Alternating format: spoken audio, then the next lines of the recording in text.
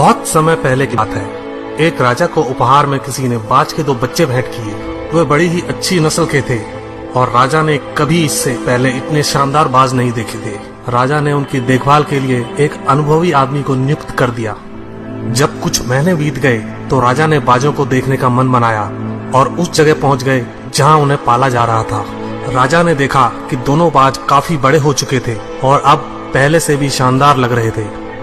राजा ने बाजों की देखभाल कर रहे आदमी से कहा, मैं इनकी उड़ान देखना चाहता हूँ, तुम इन्हें उड़ने का इशारा करो। आदमी ने ऐसा ही किया।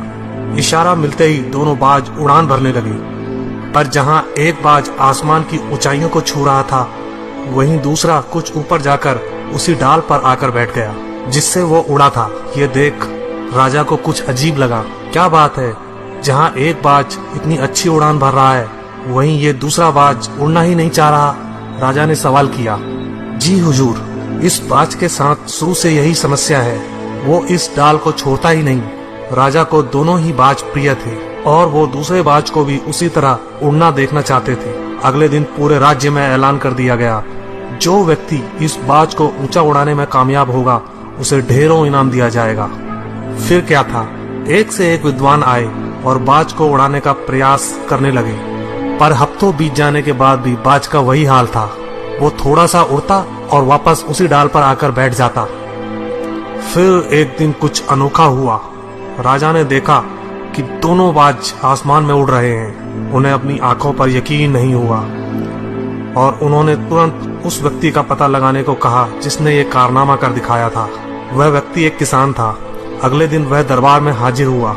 उसे इनाम में स्वर्ण मुद्राएं भेंट करने के बाद राजा ने कहा, मैं तुमसे प्रसन्न हूँ, बस तुम इतना बताओ कि जो काम बड़े बड़े विद्वान नहीं कर पाए वो तुमने कैसे कर दिखाया। मालिक, मैं तो एक साधारण सा किसान हूँ। मैं ज्ञान की ज्यादा बातें नहीं जानता। मैंने तो बस वो डाल काट दी जिस पर बैठने का बाज आदी हो चुका था, और जब वो डाल ही नहीं रही तो वो भी अपने साथी के साथ ऊपर उड़ने लगा। दोस्तों, हम सभी ऊंचा उड़ने के लिए ही बने हैं, लेकिन कई बार हम जो कर रहे होते हैं उसके इतने आदी हो जाते हैं कि अपनी उड़ान भरने की, कुछ बड़ा करने की काबिलियत को भूल जाते हैं। यदि आप भी सालों से किसी ऐसे काम में लगे हैं जो आपके सही पोटेंशियल के मुताबिक नहीं है, तो एक बार जरूर सोचिए कि कहीं आपको भी उस डाल को काटने की जरूरत तो नहीं जिस पर आप बैठे हैं। धन्यवाद दोस्तों।